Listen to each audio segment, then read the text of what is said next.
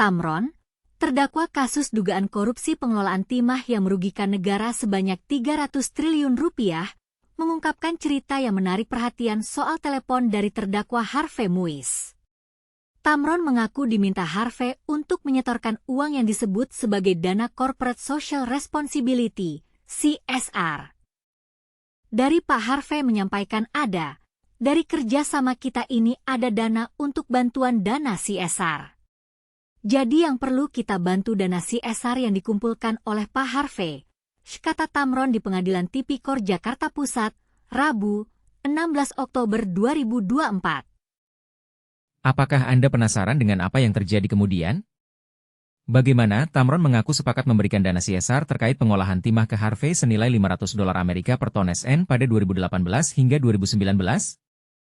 Dan apa yang terjadi dengan uang tersebut?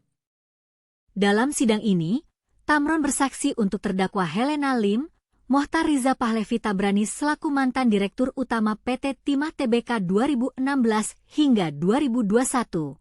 Emil Ermindra selaku mantan Direktur Keuangan PT Timah Tbk periode 2016 hingga 2020, dan Embe Gunawan selaku Direktur Utama PT Stanindo Inti Perkasa.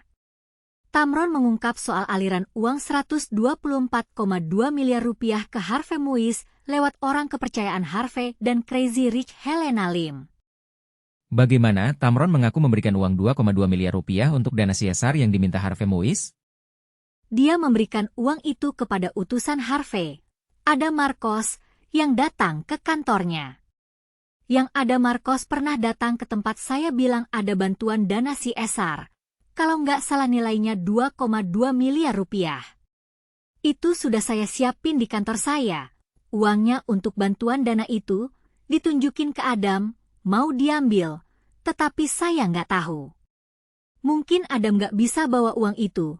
Mungkin dia transfer itu uang. Adam lakukan itu, tapi uangnya sudah saya siapin di kantor saya, kata Tamron. Apakah Anda ingin tahu lebih lanjut tentang siapa Adam Marcos dan apa peranannya dalam kasus ini? Dan bagaimana Tamron mengaku tak ada konfirmasi dari Harvey Muiz seusai penyerahan uang tersebut? Tamron juga mengaku pernah menyetor duit 122 miliar rupiah ke money changer milik Crazy Rich Helena Lim, yakni PT Quantum Skyline Exchange. Tamron mengaku duit itu juga untuk dana CSR yang diminta Harvey Muiz.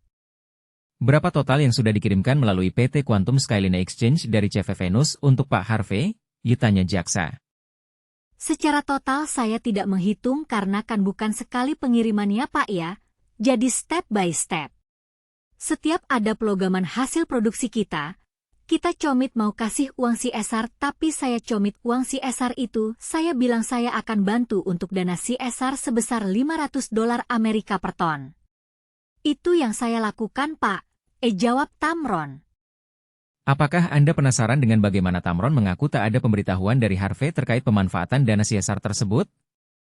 Dan bagaimana Tamron mengaku tak tahu soal dana pengamanan terkait kasus tersebut? Ingin tahu lebih lanjut tentang kasus ini?